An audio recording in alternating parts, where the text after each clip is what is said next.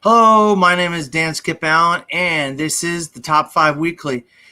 And it's the return of the Top 5 Weekly. We haven't done an episode in a while. We haven't had a lot of movies to talk about, fresh new movies in theaters. So we really haven't been coming up with a lot of topics. But we're getting some new movies coming out in the next few weeks. And so I want to start doing some episodes of the Top 5 Weekly. And as you know, I can't do this show alone. So I got two of my good buddies here. I've done a few episodes of Top 5 Weekly with these guys before. So here they go.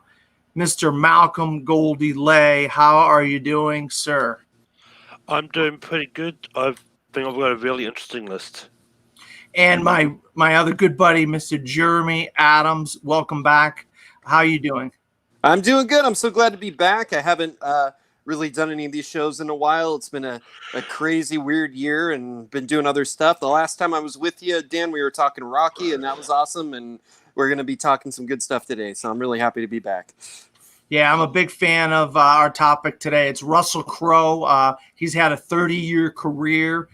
He's directed some movies, but of course his acting is what sets him apart and why he's probably one of the best actors of his generation. If you really put him in that generation of the last 30 years, he's probably one of the top 5 actors of the last 30 years, if you ask me. I mean, he's just had an amazing career the last 20 years or so, about late 90s to now. I mean, he just was hitting home run after home run for a while there. But let's not mince words here. Let's get this thing going. Malcolm, what is your number 5 Russell Crowe performance / movie? My number 5 is probably not going to be on anyone's list. It's Les Miserables. I do not have that. I respect your choices, Malcolm. Yeah, I'm a big musical fan, and like Les Miserables is one of those ones I've watched and just got into. Like, everyone criticizes Russell Crowe's singing in this and that it's not good. I think he does a good job of singing myself, and I think he gets a lot more flack than what he deserves. But I think this is a good movie. It's a good adaptation of the musical. Probably the best Andrew Lloyd Webber musical that's been turned into a movie. Yeah, I will. I'm going to skip over you, Jeremy, real quick. I actually love Les Miserables. I love the last 2 versions of Les Miserables, one without music and the one with music. And I thought he was serviceable in the movie. I thought Russell Crowe did a good job. It was hard to live up to the people that were in that movie with him and do as good a job as they did. And I think he did a good job. He didn't do a great job, but he did a good job. Jeremy? I'm also a big musical fan, and Les Mis is one of my real favorite stage musicals. I have to correct you. I'm sorry, Malcolm, that it's not Andrew Lloyd Webber. I forget their names. They're Bobel and I forget the 2 guys' names, but they're like French composers, and they adapted it into English, and they also did Miss Saigon, which was one of my favorites. But yeah, I'm not a huge fan of this movie version myself. There are parts of it that I like, but I just think kind of the aesthetic that Tom Hooper went with in the movie didn't fully work for me. But yeah, I don't think Crowe was terrible. I think that he certainly captures the essence of that character. So I'm not going to hate on you for picking it. I can definitely see why this would be one, especially if you love musicals, that you could enjoy. So it's something different in Russell's canon. I got to give him that. He was going for something different. And, in my choices, I tried to pick, when he would kind of do something different than he normally does. So you got to give that to him. Yeah, absolutely, Jeremy. All right, Jeremy, what's your number 5? My number 5 is when Russell Crowe decided to work with the great filmmaker Ron Howard. It is a Cinderella Man. We got to hold off on that one. Yeah. We got to hold off on that one, Jeremy. I swerved. He's worked with Ron Howard twice. Yeah. I got and I maybe shockingly didn't pick that other one. So yeah. We can talk about that later. But yeah, we'll get into that one pretty soon here. So my number 5, and we're probably going to be skipping over me too. So is a little movie called his name of his character is called Bud White, and he is in an. Anybody have Bud White from L.A. Confidential? Yeah, we're skip. I'll be coming back to that one. Yes. Okay. All right. I just want to get that out there. We won't get into any details because we don't want to give anything away. Back to Malcolm. Malcolm, go ahead for your number 4.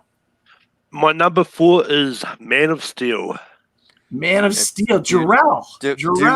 Do not have it, but it's one of my top honorable mentions for sure. So I do not have it either, Malcolm. Good pick. Very good pick. I'm actually when you said it, I was like, I absolutely considered it. Good choice. Yeah, I mean, this is one that when it was announced that RussellCrowe was going to be playing Superman's father, I was skeptical because I didn't know how he would have been and didn't really know on what it was going to be like because when you got Marlon Brando as Jor-El before you to live up to, it's going to be one of those ones. But of the way that Zack Snyder chose to do Man of Steel, RussellCrowe as Jor-El worked for what the movie was, and just see him doing something different. That it's like this is the first time he'd ever done anything superhero related, really, and it's just one of those ones that I think he does a great performance. He may not be in there a lot, but he's still in the movie and he does a good job. And I know a lot of people don't like DCU, but I think this is one of the better movies in it. So, yeah, Jeremy. Yeah, I'm going to say something controversial, perhaps. You know, I grew up with those Richard Donner Superman movies. I love them, but I think Russell Crowe is hands down a better Jor-El than Marlon Brando. I think that he really understands his character. He really you get how he inspires his son once Superman learns of his father and he interacts with him through the interface and everything. It really makes sense, and they really, there's a whole long sequence there of him, more than I expected when I went to see that movie. Of you really get into the world of Krypton and how it works, and him interacting with Zod, and they have a much more complex relationship than in the original movies, the Donner movies. And I just think he really brings something to the role. And I do like Man of Steel quite a bit. There are aspects of it that I don't think work totally, but I do think it's one of the better DCU films. And I think having Russell Crowe and Kevin Costner and people like that in the film is one of the big reasons that I think it kind of has something special to it. Is the word you're looking for gravitas? Yeah, perhaps. I was like, I got to do that because I know that's what he means. But no, you're absolutely right. I mean, I'm a huge Marlon Brando fan. I mean, absolutely huge Marlon Brando. But Russell Crowe really owns this character, and he knows he's in it as a supporting character. Yeah. But he owns that character for the 10, 15 minutes he's on screen. I don't know, 5 maybe. I don't know how long he's on screen for. And he really brings that character to life. And you believe he is Jor-El and he is the father of Superman. And I'm a huge fan of the Donner, the first 2 Superman movies. I absolutely love Man of Steel. And I cannot for the life of me understand why there hasn't been another Man of Steel movie. Yeah. I mean, Henry Cavill was a perfect casting for Superman. I mean, so many of these people in that movie were so good, and including Russell Crowe, Amy Adams, and like you said, Kevin Costner and Diane Lane, and just Lawrence Fishburne. I mean, there's so many great little character actor performances in it that really bring the movie to life. And I guess it didn't make enough money or something. I don't know. I'm like, how does a Superman movie not make enough money? I don't get it. I'm not too sure because I think they didn't want to go to Man of Steel too early because I think they had Batman v Superman in the works. I think they're really trying to compete with Marvel too much and do the cinematic universe thing. Like, we got to get into our team up movies, and I think they did that at the expense of continuing that story that they set up in Man of Steel. And it would be great to see them get back to that. Yeah, definitely. Yeah, so I do I like your pick so far, Malcolm. Good job. We're going back to Jeremy with his number 4. Yeah, like, you picked Les Mis, Malcolm, where, Russell was kind of stretching, trying to do something different. And I think one thing that Russell hasn't done a lot in his career is comedy. And though there were so many different roles, like the guy's done so many great things that I almost picked, I decided to go with him in a movie called The Nice Guys, because you actually get to see him a little more on the comedic side. And I think this is a really good, underrated film from director Shane Black. And, it stars Ryan Gosling and Russell Crowe as these kind of hapless guys that stumble into kind of this murder mystery sort of thing in the 1970s. And I think if you know Shane Black's work with, he wrote Lethal Weapon back in the day, and he did the movie Kiss Kiss Bang Bang in the 2000s, which was really good. He has kind of a stamp and a style to his material, and I think that Gosling and Crowe really got on board with it and knew how to deliver that material. And I think it's a really fun movie, and Crowe is really funny in it. Like, I think he's almost not that different from the character he played in LA Confidential, like kind of a bruiser type guy, but he brings so much like humor and self-awareness to it. And this is a movie that unfortunately I don't think made much money, but it's one that I think they easily could have made a sequel to and like continued, because they're a real like buddy duo that you could see, in different stories. Maybe even like they could go forward into the 80s and stuff. So this is one that I wanted to give a little love to, because I think it's a little underrated. Yeah, I have The Nice Guys, Jackson Healy in my honorable mentions. Absolutely love The Nice Guys. Yeah. I want a sequel to this so bad. Exactly. But like you said, it didn't make a lot of money, but Shane Black's got a little bit of clout in Hollywood, maybe with Kevin Feige and people like that. Maybe they could help him out somehow. Maybe we get another one if he writes another good script. And to see both him and Ryan Gosling interact together off of each other, and they're both being so funny, and the comedy is and it's a Hollywood murder mystery type of thing. It's like, that's the kind of thing we need to see more of. We don't get enough of these type of movies for my liking, and I just absolutely love Russell Crowe doing something different. We haven't seen him do a whole lot of that in his career, and later in his career, the last 10 years, he's been doing some different things. So, yeah, I really like The Nice Guys, Jeremy. Malcolm, you got any thoughts on? I said The Nice Guys. I was going to say, yeah. Yeah, I actually completely forgot about this movie. And like, as soon as Jeremy said it, it's like I had to actually quickly add it into mine. It's had to become my number 3. So. Oh, okay. All right. Well, talk about it. It's on your list. Talk about it. Well, I was getting the I think this is a really good movie. Like, just seeing Russell Crowe do comedy it's just him and Ryan Gosling has a great repertoire. And I think even though it didn't make a lot of money, I think there is talks about a sequel now. I think I hope so. They are, but I think it did a lot well with the DVD sales and stuff for them to maybe doing a sequel. I really hope we get it. I do really hope we get a sequel now, but it's going to be one of those ones like, is it too late now? But I hope not. So my number 4 is a character by the name of Richie Roberts. Richie Roberts appears in the movie American Gangster. Russell Crowe acts opposite Denzel Washington in this true life film, another movie that takes place in the 70s.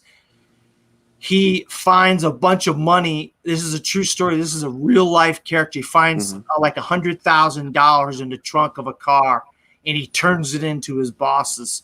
And he's maligned by the police force of New York for this. Who the hell turns in $100,000 that they find in the trunk of a car? And then there's this whole thing that he was involved with the New York taxi service. They call it the taxi service, which is corruption amongst the police department. Serpico dealt with that as well. But on the other half of this is Denzel Washington is a gangster in Harlem, and the whole movie is he's trying to get Denzel Washington's character, and they really have a great cat and mouse, cat and mouse game type of situation. And you, at this time, you really understand that both of these guys are at the top of their game. And it's a Ridley Scott movie, and he gets the best out of these guys.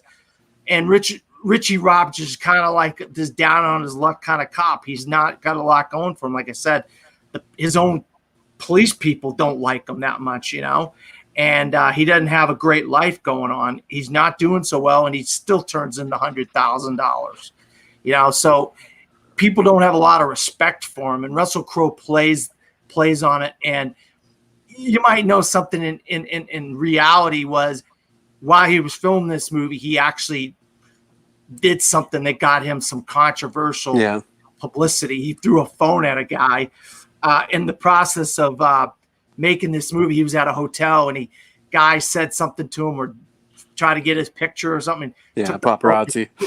Paparazzi threw the phone at the guy. This why they were making this movie. So he kind of didn't have a lot of publicity, and that built up the publicity for this movie a little bit, because this is the movie he was filming when he had that incident with the paparazzi.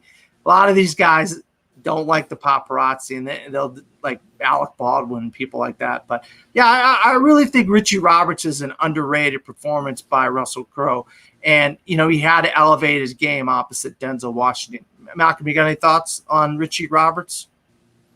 I actually haven't got around to seeing American Gangster yet. Okay, all right, that's fine. Hey, there's a lot of movies out there, man. It's hard to see them all. Russell's been in a lot too.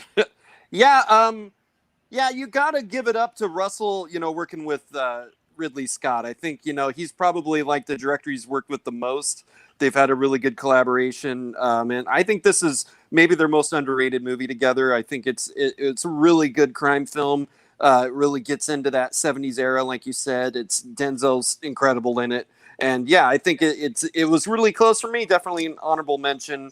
I think I'm actually realizing I don't think I actually have a Ridley Scott, so I'm glad that you given the Ridley Scott Russell Crowe partnership some love. And yeah, I hope like yourself, Malcolm, more people watch this movie, because I think if you want a good crime story, it has a tremendous supporting cast too. I believe isn't it Ruby Dee got an Oscar nomination for playing Denzel's mom in the film? There's some really great acting, and it's an interesting story from that time, and little details like how Denzel's character was a heroin dealer, and they would get heroin into the country during the Vietnam War in the caskets of soldiers and stuff like that. It's like, it's so crazy it can only be true, when you hear stories like that. So it's a good film, a good pick, Dan.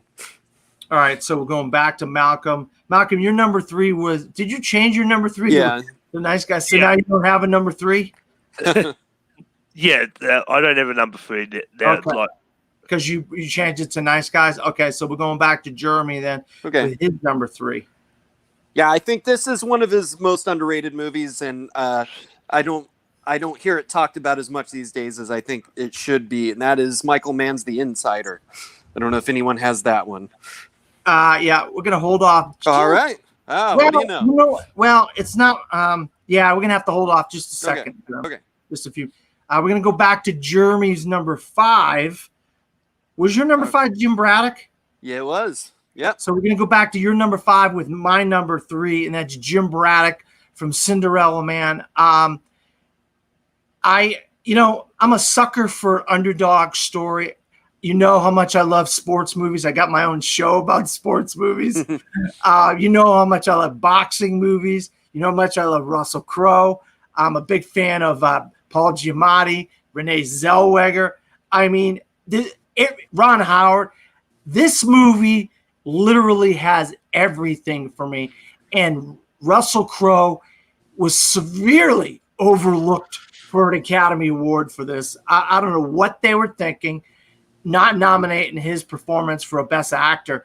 He gives a incredible performance as Jim Braddock in Cinderella Man. Not only the boxing, but his personal relationship with his wife and his friends and Joe Gould and the dock workers. He gives such a nuanced performance here. He has to do so much of the heavy lifting in this movie, and he really, no pun intended, he really lifts this film up to the next level. I think his performance as Jim Braddock is easily one of his top 5 of his career. Jeremy, you had it at number 5. I had it at number 3. What are your thoughts? I think that the reason this one got on my list is, at this point in his career, Russell Crowe he'd really kind of gained a reputation for playing tough guys, kind of stern characters, physical guys, a lot of like action type movies and stuff like that. And I think what was really cool about this movie is he's a bruiser, he's a physical guy, he's a boxer, but this character really has so much heart.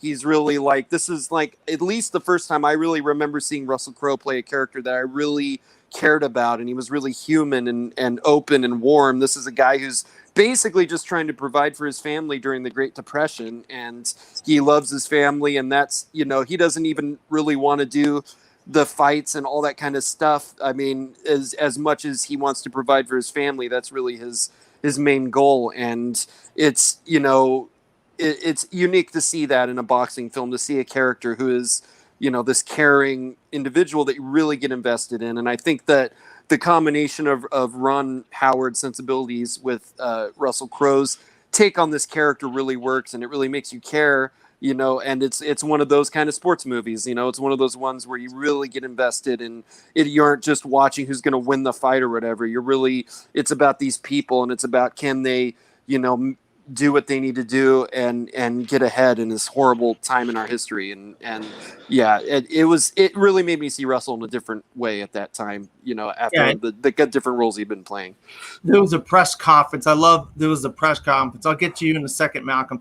There was a press conference, and one of the reporters is, why are you doing this? Why are you trying to rejuvenate your career? He says, for milk. Yeah, and exactly. That really gets at the heart of who Jim Braddock is as a person, and he, there's a scene where his daughter, they gave his daughter a piece of bologna, but she was still hungry. And that was his piece of bologna that he was going to eat. That's all he was going to eat all day.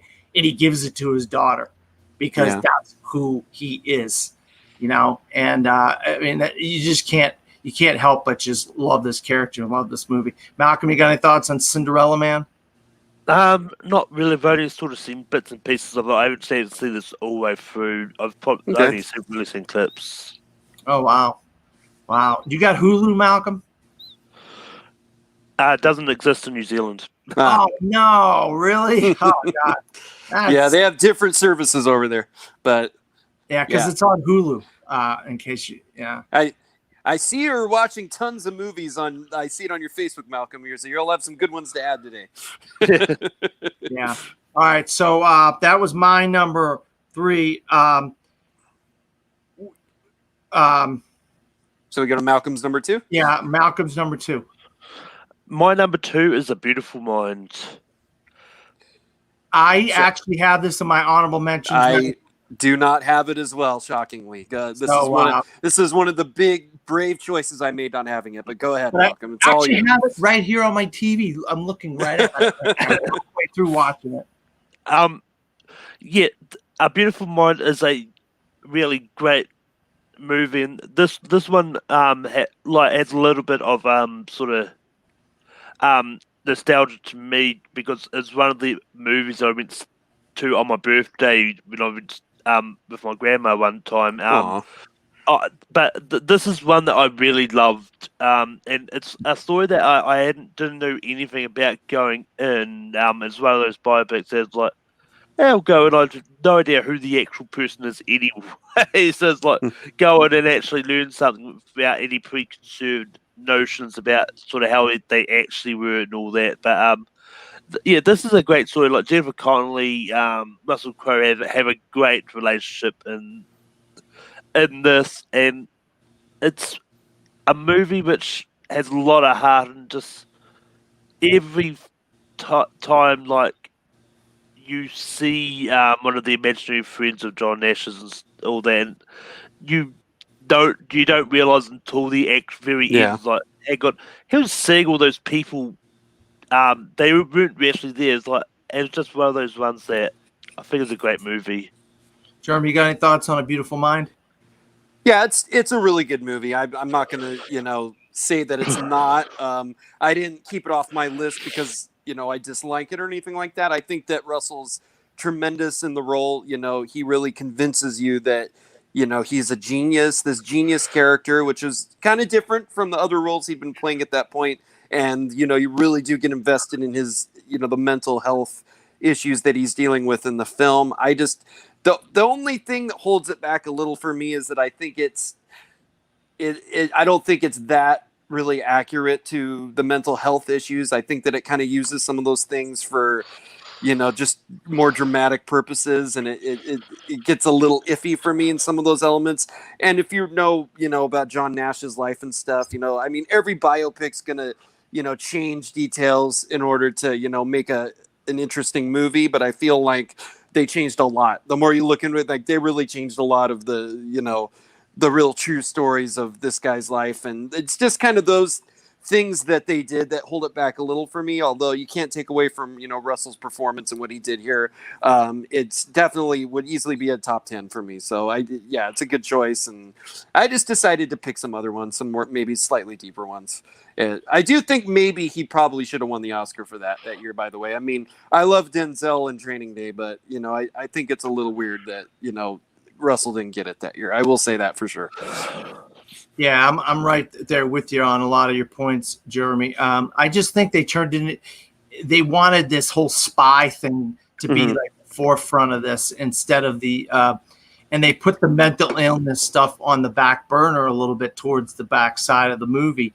And this guy was a real life actual genius who had mental disabilities, and he saw people that weren't there. And they kind of make fun of that a little bit in the movie. And I know for Ron Howard making this movie, it couldn't have been easy to mix all these elements together. It could, it was probably very, very difficult for him to do it. Mm-hmm. And I think what he ended up coming out with was a great movie, and with great performance from Paul Bettany, Ed Harris, Jennifer Connelly, and of course Russell Crowe. And I think I'm right there with you. I mean, Russell Crowe got robbed of his second Oscar for this. I mean, I can't believe it. I mean, Denzel deserved an Oscar for something, but I don't think it should have been this year. It should have been Russell Crowe's year again, back to back. He would have got back to back. I love A Beautiful Mind. I currently got an hour to go on the movie right now. After the show's over, I'm going to finish watching it. Mm-hmm. So that was Malcolm's number 2. We're going to Jeremy's number 2 now. This was your pick from earlier, Dan. This is Bud White and LA Confidential is my number 2. Right. I had been aware of Russell Crowe before then. I believe I don't know if I'd seen the movie, but I'd heard of Romper Stomper and some of the Australian movies. Like he was in a movie called Trust, and he was in The Quick and the Dead, the Sam Raimi movie. So there were some things like he was starting to come on the scene. But LA Confidential's, I think, the movie where everybody sat up and took notice of who's this Russell Crowe guy. It's a really terrific, like one of the great crime movies in my opinion. It's just a tremendous screenplay. It's beautifully well directed. Curtis Hanson's probably crowning achievement as a filmmaker, but the casting I think is a big part of what makes the movie great. And Russell Crowe in this role, I think Bud White in the original book is like this big hulking guy, like maybe a much larger guy. But instead of, casting some big, bodybuilder type, they got Russell Crowe, and they kind of like one of the things they did, if you look at the behind the scenes, is they made all of his shirts really tight so that he's always like busting out of his shirts and stuff like that. So kind of like accentuates this guy who's just got a lot of anger and is just a tough guy. He's basically muscle, but he's this cop, and that they deal with some tough stuff. There's some racial things that go on, and some, this is a guy that, by all intents, you really shouldn't like. He's, abusive to women in some ways. He's, beats people up without, reading them their rights, and does all kinds of bad things. But yet the movie really understands this character. It understands his vulnerabilities. It puts him up against Guy Pearce's character, Ed Exley, who's much more of a schemer type. So it's like, you kind of side with Russell Crowe's character, Bud White, in some ways, because he's, he is trying to be a cop. He's trying to do things, and he's not like this schemer and stuff. Like the guys around him, they're kind of like all outmaneuvering him, but he's trying to do his best, and he's a very flawed character. And I think that to bring that level of nuance to this role, pretty earlier in his career, I really got my attention. I think it's still, one of his standout roles. I think it's a career maker for him. And, this movie, I think, is always going to kind of stand up in the crime genre. And he's one of the, the real highlights of it. So it had to be way up there high for me. Yeah, I mean, I had it at 5, but I'm all the things you said, I absolutely agree with. It's one of the best film noir movies. We just that genre had gotten lost in Hollywood, Chinatown. Then we finally get like LA Confidential, and you're like, where has the film noir genre gone? And it really brings it back to the forefront in LA Confidential. I mean, and Russell Crowe as Bud White, he's such a brute, like he's such a bastard. He's like, you love the guy, but you hate the guy at the same time, and he really brings that out in the character. And he hadn't done much before this. He did do the other Denzel Washington movie, Virtuosity, which was just completely different than this. So, and he played like an internet virus serial killer. Yeah, he's virtual serial killer. Yeah, it's weird. He had done a few things before this. He was a huge star in Australia, but he gradually worked his way over to America. The great talents always do come to America eventually. It just happens that way from Australia. But yeah, he is just such a brute. And like you said, the cast is phenomenal and the story is phenomenal. It's such a great film that you're like, why don't more people talk about LA Confidential as being one of the great films of, I definitely put it in the top 10 or 15 films of the decade of the 90s. I mean, I think so. Yeah. Yeah. I mean, so, but yeah, Bud White, I had to put Bud White on the list. He's just so good. Russell Crowe's so good as Bud White. You got any thoughts on Bud White from LA Confidential, Malcolm? I've seen it once, but that was a long time ago. I really don't remember it. Oh, you gotta see that fair. Again. You gotta see it again, Malcolm. I have to correct myself real quick. The Australian movie I was thinking of is called Proof. It's with I believe with Hugo Weaving. That's I remember seeing that one on IFC TV or something back in the day. So yeah, he did his early Australian work was good too. But yeah, this was the movie, where we really discovered him. Oh yeah. All right, so my number 2 is Jeremy's number 3, and that's Jeffrey Wigand from The Insider. Another character where you don't see Russell Crowe playing this guy, but when you watch the movie, he's completely believable as this everyday normal guy. He's got a wife, he's got kids, whatever, and he just happens to be a chemist for a major tobacco company. And he basically said, hey, people, you're poisoning. Guess what, dude? You're out the door. You're fired. We don't need that here at the tobacco companies. So then he becomes a whistleblower for CBS Sunday 60 Minutes. And you got Al Pacino. You got Christopher Plummer. I mean, phenomenal movie. Michael Mann, like you said, Jeremy, he should have. I mean, if anybody who should have won 3 Oscars in a row, it should have been Russell Crowe. He should have won for this, Gladiator, and A Beautiful Mind, back to back to back. That's how good. I mean, Russell Crowe is so at the top of his game during this time. It was nobody better. Like you said, that 5-year span where he could do no wrong. And Jeffrey Wigand, he had a perfect American accent. I mean, it just seemed like your normal everyday American, average American who ends up having to be a whistleblower. But tell me what your thoughts are, Jeremy, since this was your number 3. Yeah, it wasn't long after LA Confidential where, he was playing these tough, bruiser type characters, and then again he wanted to show his range and play this real life guy, and he gained some weight. He had like gray hair in the film, and he just kind of played this schlubby older guy who was, a chemist, like you said, and a family man, and a completely different character than he played before. And it's like you had hinted at the beginning, once you start watching this film, you don't feel you're watching Russell Crowe. You buy into this character. It's a very subtle performance. He isn't, screaming and yelling or anything. He's just a guy who's, as it goes on, in a state of, stress and desperation because all this pressure is being put on him. He's starting to get threats because, of the testimony that he's giving, and it's so real. And you're a great young actor when I think you outact Al Pacino. And Al Pacino, and he's always Christopher Plummer too. I mean, these are heavyweights, and Russell Crowe really comes to play in this movie. And like you said, I think it's one of the underrated Michael Mann movies. I think that it's right up there with Heat and any of his other great films. It's a true story. It's something that is very, I think, relevant. How these companies and just people in this world try to get one over on the public.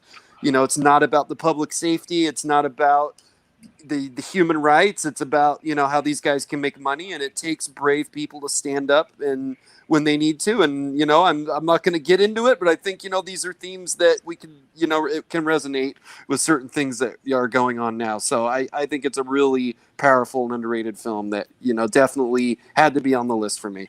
Oh yeah. Same here. Malcolm, you got any thoughts on Jeffrey Wigand from The Insider? Once again, this is another one that I haven't sort of revisited since I first saw it way back in the day. Yeah, Malcolm, you gotta go back and watch all these movies. It's okay. Man. Malcolm's got some great picks too. We don't all see the same stuff. No. I mean, no, absolutely. And just real quick onto your point, Jeremy. These companies, they beat you down with paper, and that's exactly. It's like it's such a humiliating thing, that they can beat you down with paper. You know what I mean? Yeah. It's like, man, this is awful. All right, Malcolm, we're going back to you for your number one. My number one is Gladiator. Do we have it, Dan? Yeah. Okay. All right. Go ahead. Yeah. This is one that is a really great movie, and it's just one of those ones that I can go into and have the same level of excitement that I've always had for it. And like when this time came up, I knew this was immediately going to be my number one, and I knew this wasn't really going to be anything that was going to surpass it. It's just a really great movie. Much more I can say about it. So sure. It's also your number one, Dan? Yeah, it's my number one. Go ahead. Giving it away, it's not my number one. I have a different one. So why don't you go ahead, since you can piggyback with him? Yeah, I was going to say, Gladiator. I mean, if anybody knows me, they know how much of a fan of Gladiator I am. And this story, this story that is so well written, and just Joaquin Phoenix and Russell Crowe are just phenomenal in this movie. Ridley Scott developed some new technology for the crowd scenes and some new virtual things that he did that moved on later on, and we're using them for things later on in movies. This is the defining role for Russell Crowe in his career as Maximus Aurelius. And, what he goes through, his whole family gets murdered just so they can cover up this whole thing of the Roman king getting killed by his son and all this stuff. And he's the general of the Roman armies. And, we can't have his number one ally being around when he's not going to be the king anymore, or the ruler, or Caesar, I guess they call them in Rome, Caesars. So he kills him. Then he tries to kill him and his family. And by some miracle, he doesn't die, and then he ends up getting turned into a gladiator and has to fight his way back to the place. And then the gladiatorial fights are just so good. You got Jaimin Hunsu in here. He's fantastic. I mean, like Malcolm said, the war scenes, the fighting scenes are great. Just the costumes, just one of the best period pieces. I mean, if I had to put my thumb on it, I would say it's one of my best period piece movies of all time too. I mean, Gladiator just is phenomenal. And you don't see these type of movies winning awards for Best Picture, Best Actor. So, I mean, yeah, they came out, a lot of these movies, to Ten Commandments and all these movies came out back in the day, but they weren't winning a lot of awards either. A lot more prevalent back in the 60s and the 50s. So we haven't really had a sword and sandal movie to this extent in quite a while. And for it to come out in June and they just blow people away, or May or whatever, in the summer blockbuster season, and then just take everybody by storm, and Russell Crowe just win Best Actor and the Best Picture that year. Of course, Ridley Scott didn't win Best Director. I don't think he lost Soderbergh, right? Soderbergh for Traffic, yeah. Yeah. But I mean, I could go on and on and on about Gladiator and Maximus Aurelius. It was going to be my number one, just like Malcolm.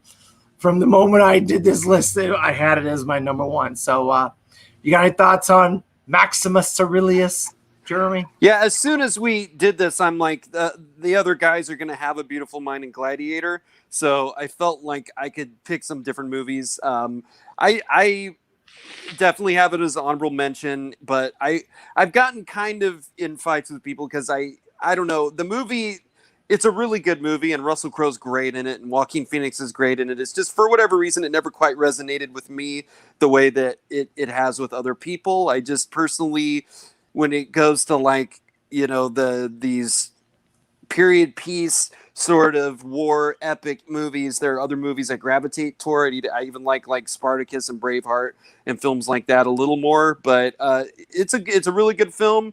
It definitely had to be on the list, you know, it was going to get picked, and the fact that it's your guys' number ones, I can't take anything away from. I mean, this really, you know, you were getting a progression from LA Confidential to The Insider and all these movies, but Gladiator is really the one where Russell Crowe became the movie star. I think that's really where he went to the other level.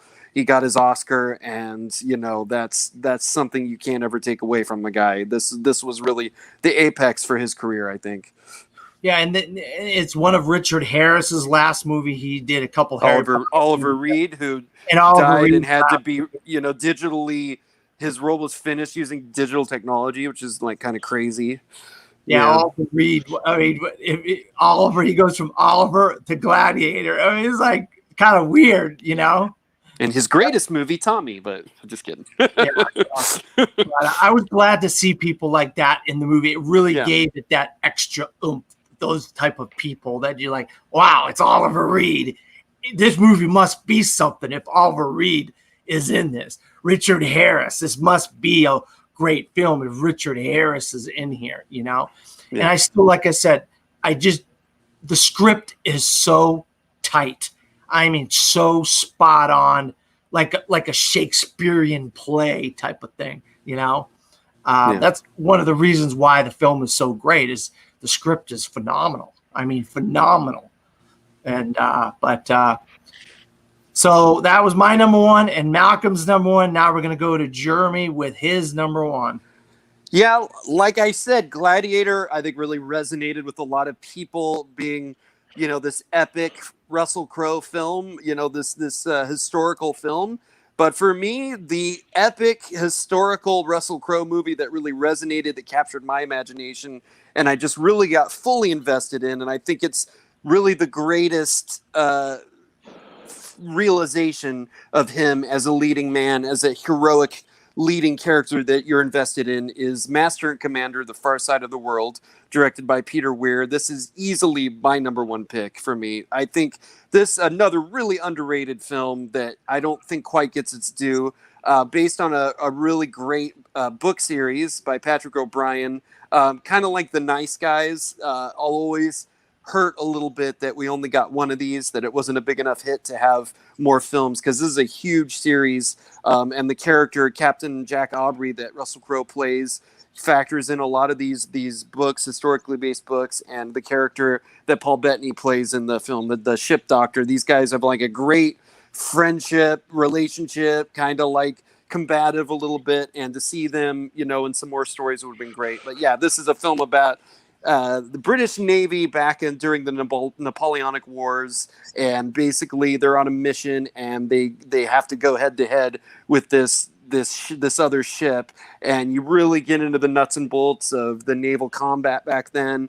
The movie, like, I love movies that really get you into the details, that really get into the lingo, all of the you see exactly all the stuff they have to do, how they have to make these ships operate. And it's really, the more I think specific and detailed you get, the more invested I am in the action. And yes, it's not a Michael Bay movie with cities blowing up. It's just two ships, trying to outmaneuver each other and firing cannons. But for some reason, that's so much more interesting and exciting and suspenseful to me, because I'm invested in these characters, and I understand what they're doing and what the objectives are and what they're up against. And he's one of these great characters that, he has admiration for the French, for the people that they're up against, and he doesn't underestimate them. He's a great captain. He's not a perfect guy. I think there are times in the movie where he, kind of mistreats the guys a little and is a little too brutal, but you always understand where he's coming from. And that's a great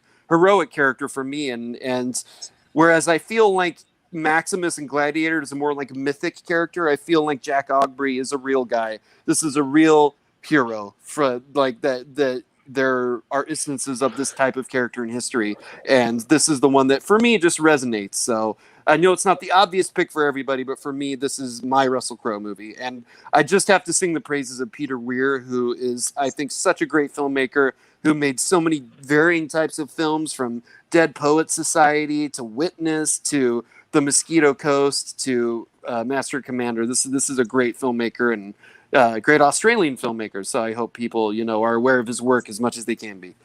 Yeah, I actually watched it again today, preparing for this, even though it wasn't I had it in my honorable mentions, Jeremy. Very nuanced.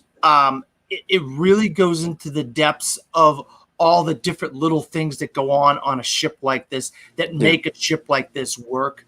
And like you said, the relationship from Paul Bettany as the doctor and him were really good. And then how he treats those like younger like people on the boat, and how he treats them as like equals and stuff like that. And he gives them their props, and some of them have to die. Yeah. When you're at war, people die. You know what I mean? And then the cat and mouse game between the two ships, the French and the English, was great. And I think Malcolm's a fan of this movie too. Aren't you, Malcolm? No. Oh, I thought you were. Have you not seen it, Malcolm? I thought you. No, I've seen it. I've seen half of it. I've kind of, every time I try and watch it, I've given up in the middle of it. It's just, it's some slow I've tried stuff. watching it many times, just can't get into it.